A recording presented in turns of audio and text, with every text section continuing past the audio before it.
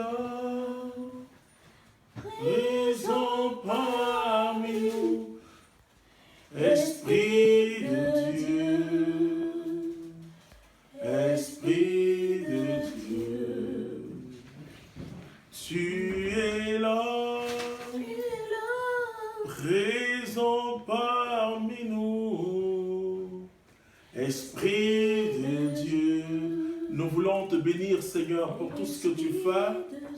Merci, toi qui as dit, ton peuple périt par manque de connaissance. Oui, effectivement, Seigneur, quand nous n'avons pas la vérité, nous périssons par manque de connaissance.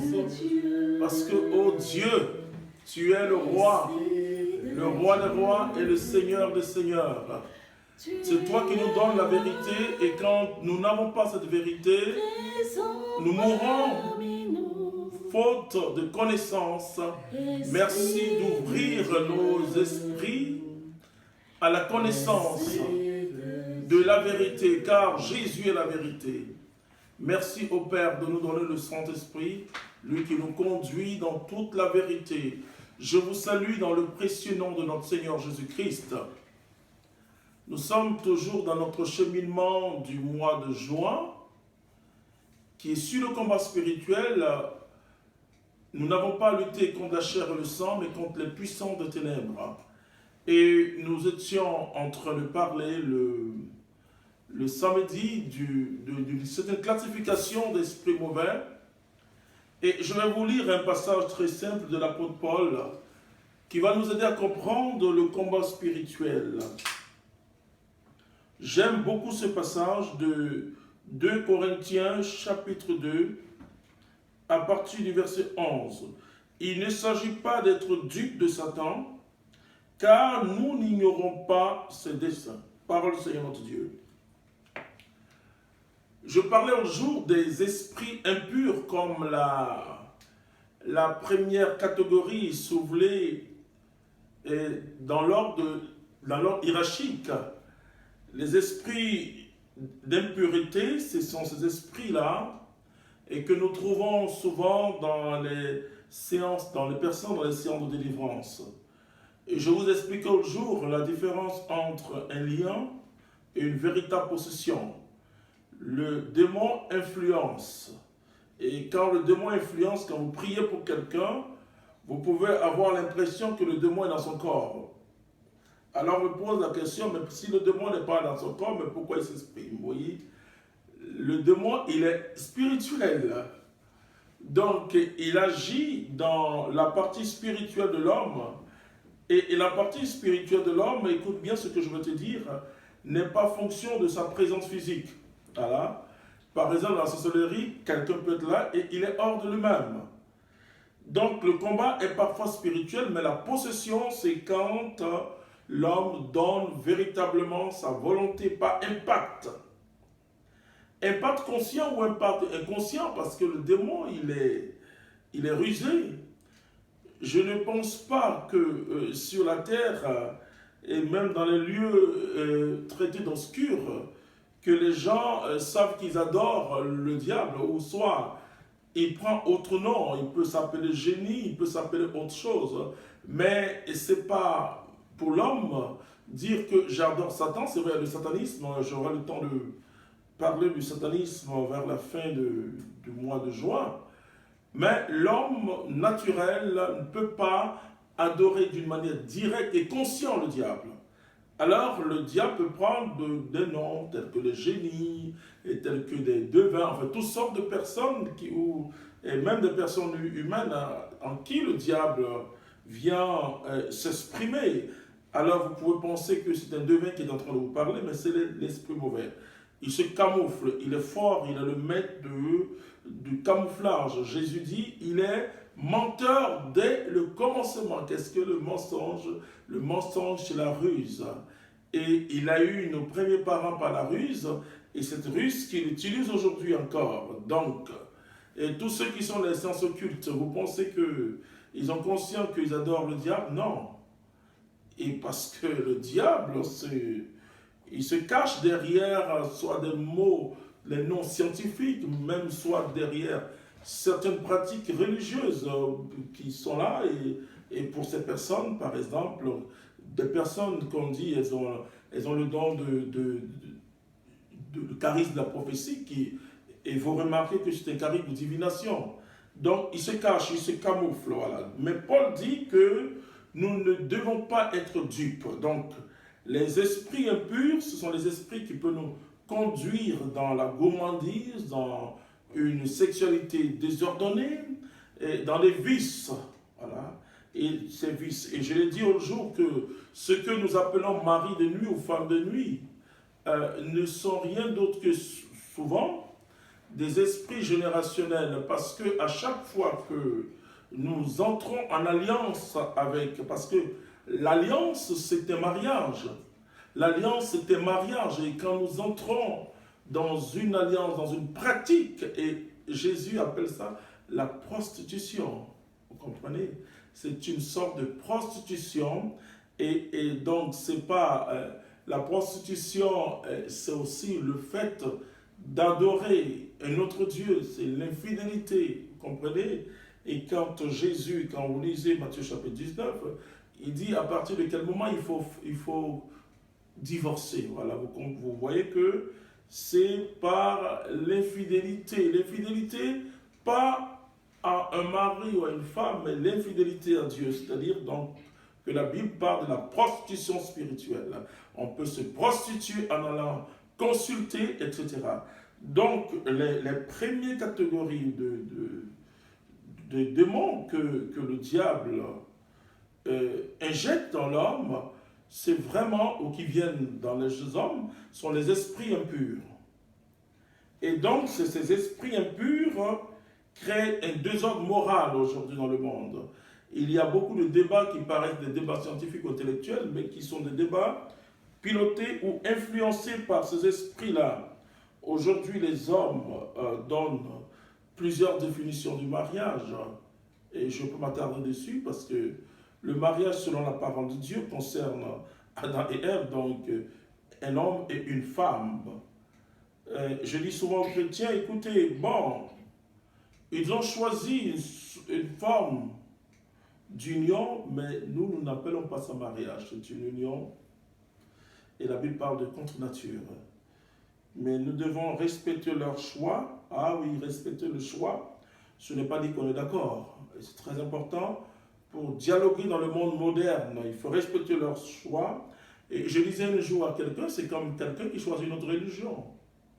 Et donc, mais dans notre religion, quand nous parlons de mariage, nous parlons du mariage entre un homme et une femme.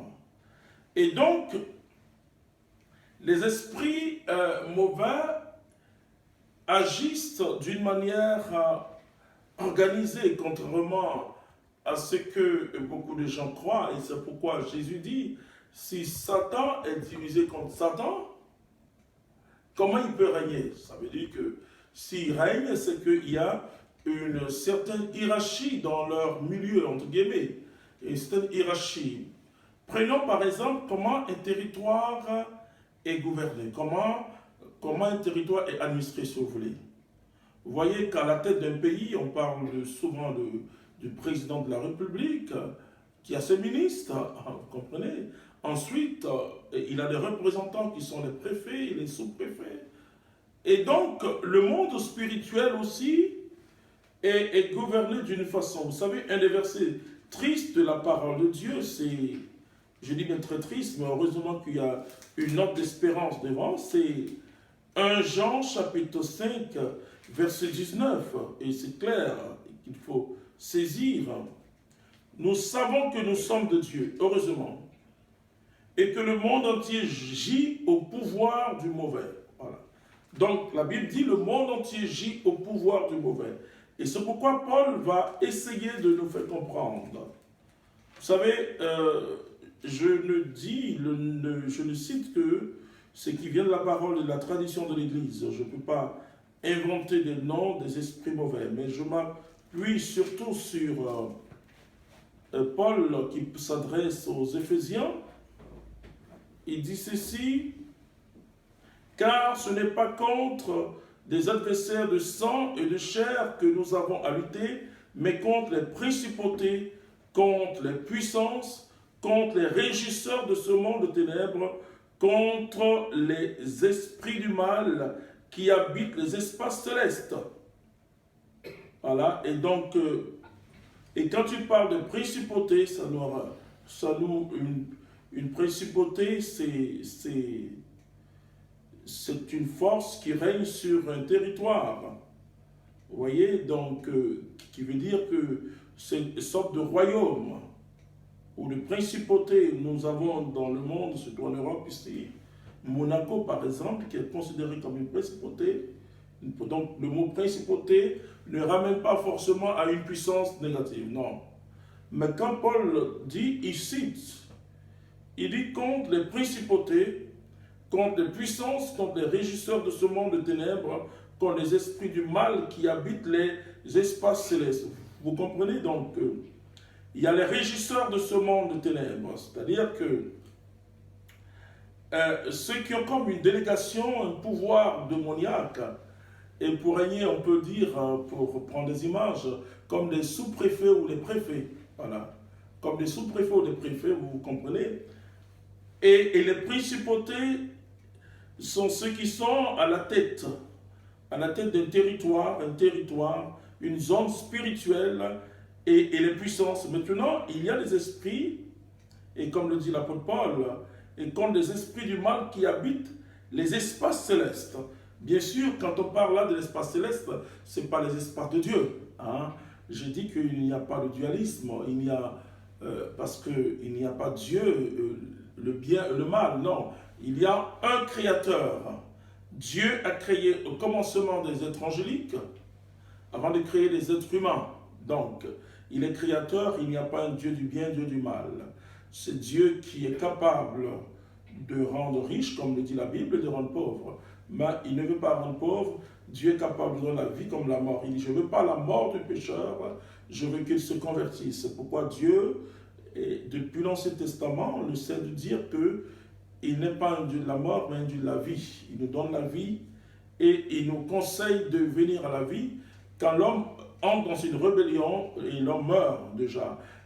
Et quand l'homme refuse d'obéir à Dieu, pas une obéissance militaire, mais une obéissance amoureuse, l'homme s'éloigne de Dieu. Plus vous vous éloignez de la lumière, vous entrez forcément dans les ténèbres. Il n'y a pas un autre choix. Ou vous acceptez la lumière ou vous êtes dans les ténèbres. Donc, il y a une certaine organisation. Et cette organisation tient compte de la catégorie des anges. Vous voyez ? Et on parle souvent des anges supérieurs, des archanges, des séraphins et autres. C'est-à-dire que la cour céleste, n'oubliez pas que, comme le dit l'un des versets aussi tristes de la Bible, c'est Apocalypse chapitre 12, verset 4. Et quand on dit qu'il est descendu, il a projeté sur la terre un tiers des étoiles. Donc, ça veut dire que dans sa rébellion, il est venu avec plusieurs archanges, plusieurs séraphins, plusieurs anges supérieurs. Donc, ces anges-là, et c'est comme quand il y a une rébellion dans une nation, vous allez voir que quelqu'un qui était général ou qui était colonel, et quand il entre dans une rébellion, il a toujours son grade. Il a toujours son grade, il continue sa fonction. Mais là, c'est contre l'État. Voilà. Donc, c'est la même chose. Et ces anges sont descendus. Oui, certains parlent de les 9 cœurs d'anges. C'est vrai, même la tradition l'utilise, mais je ne l'utilise pas par discipline théologique et spirituelle. Voilà. Donc, je cite ce que la tradition biblique et aussi la tradition de l'Église nous dit. Donc, alors, ils sont descendus avec le démon, comme le dit le livre de l'Apocalypse, chapitre 12, verset 12.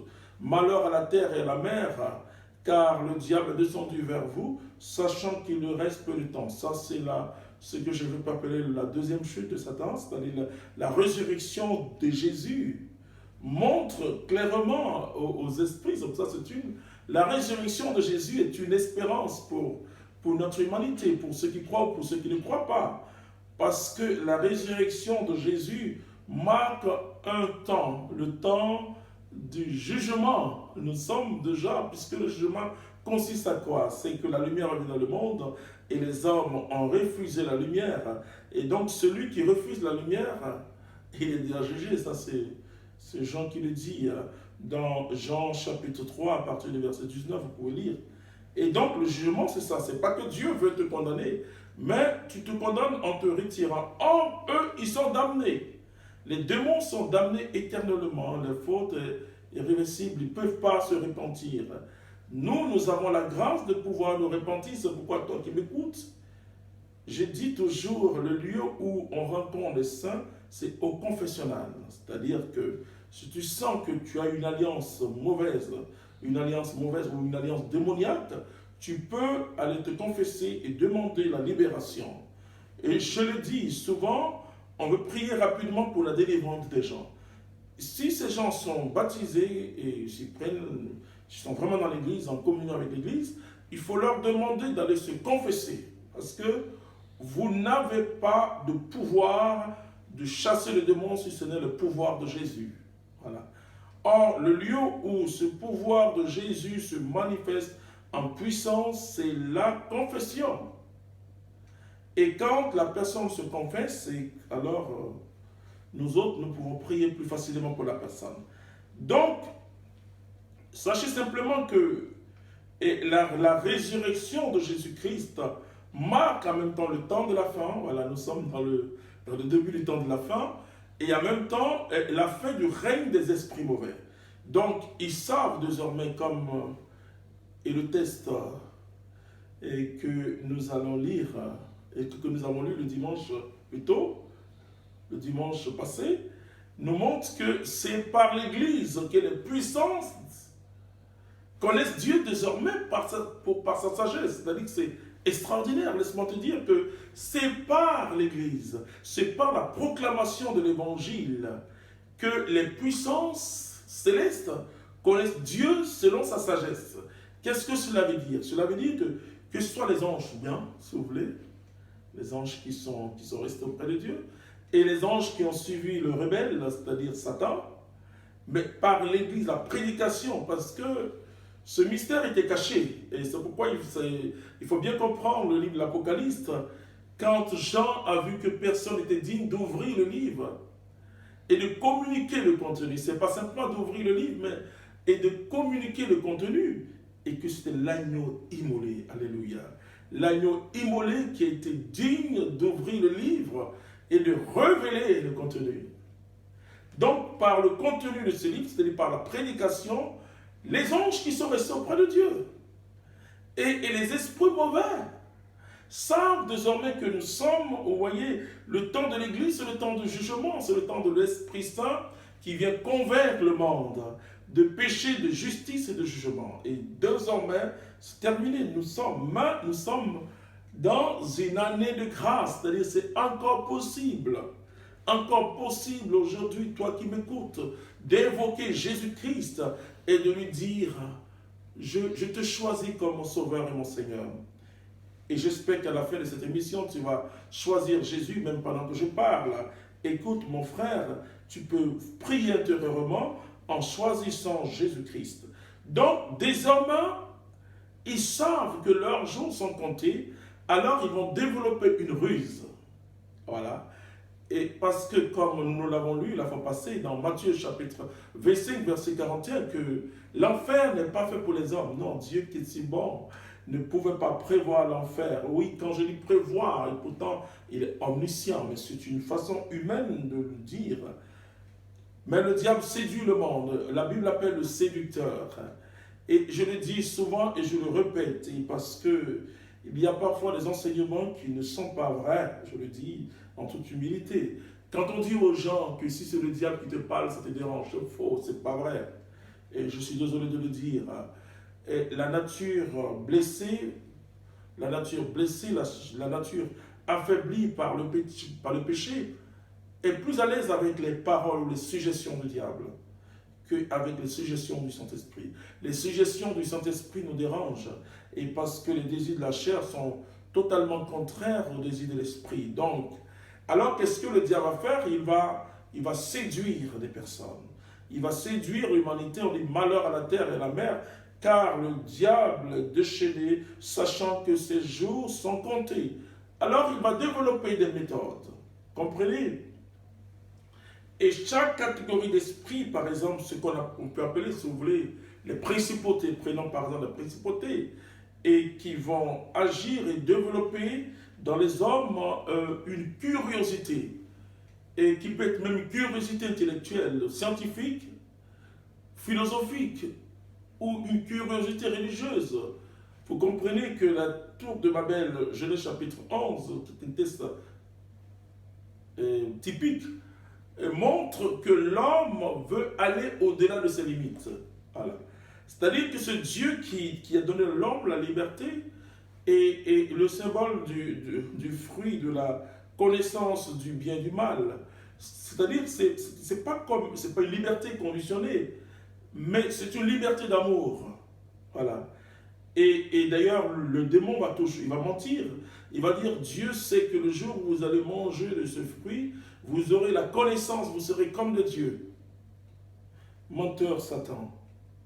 Alors comment Dieu va nous sauver et comment il va renverser toute cette principauté? C'est que Dieu va devenir homme pour dire que je ne t'ai pas fait sans valeur. Tu es ma ressemblance. Tu es mon image.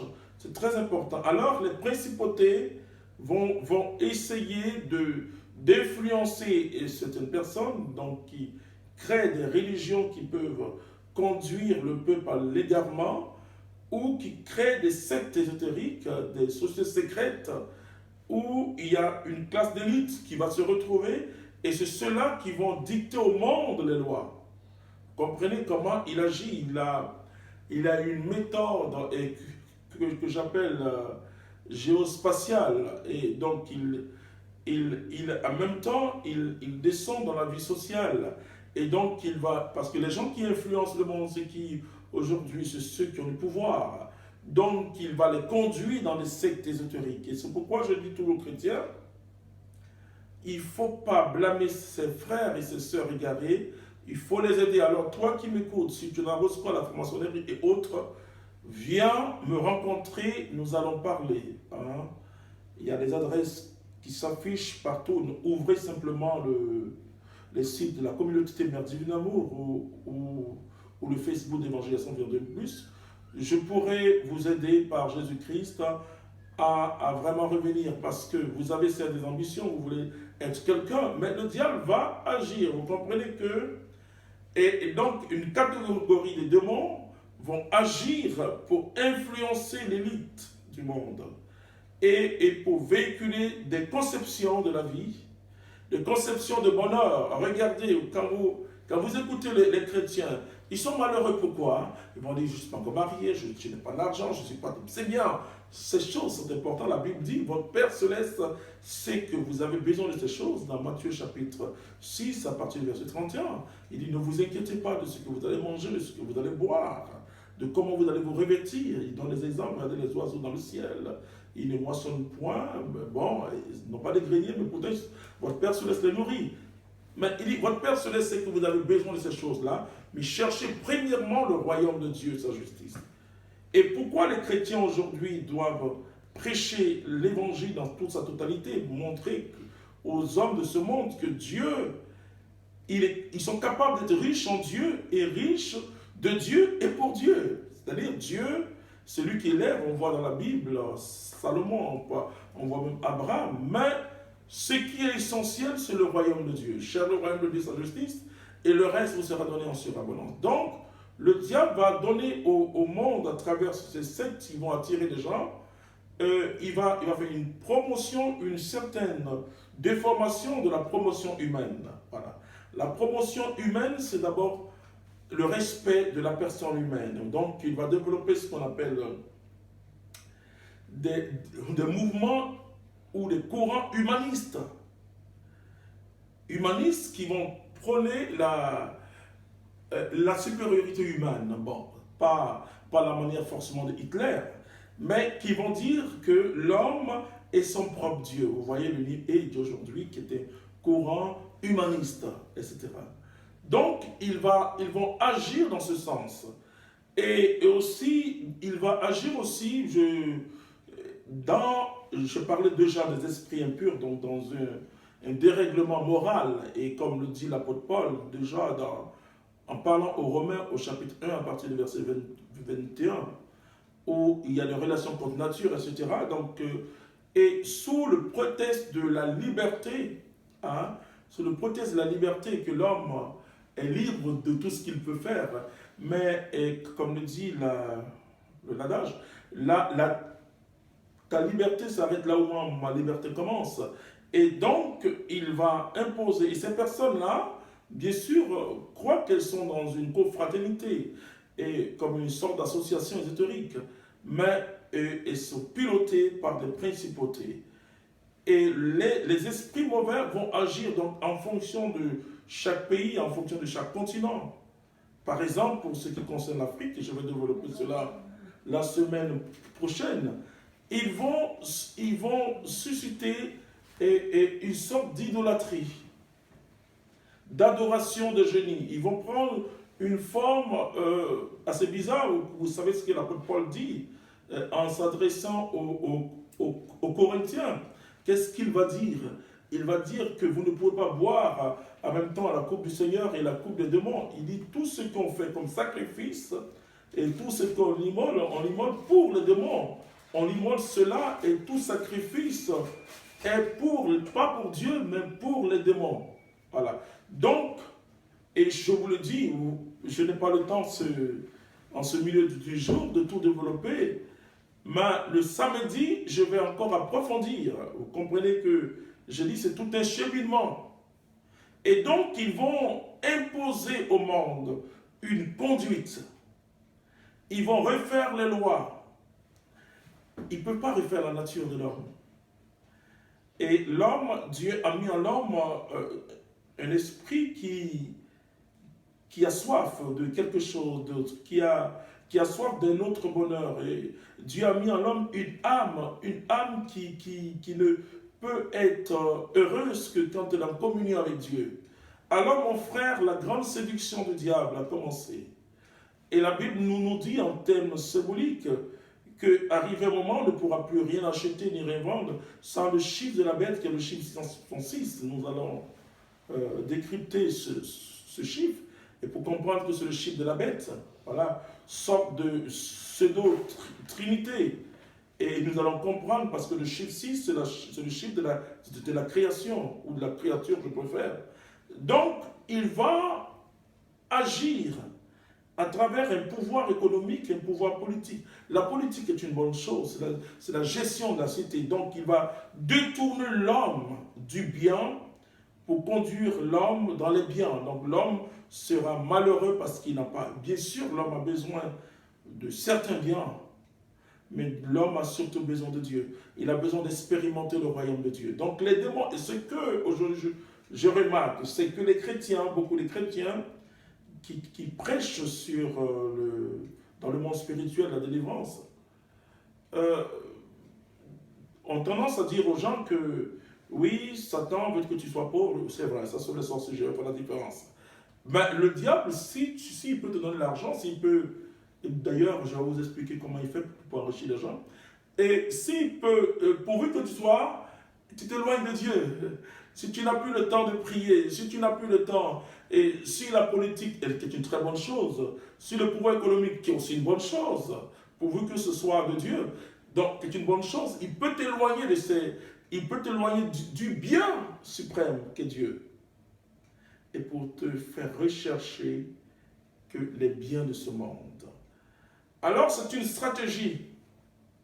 Quand vous priez pour les francs-maçons ou les gens de la grosse croix, vous voyez tout cela tout de suite. Hein. C'est pourquoi, mon frère, ma soeur, je dis, toi qui es franc-maçon, qui a besoin, parce que j'ai besoin aussi que tu me poses des questions.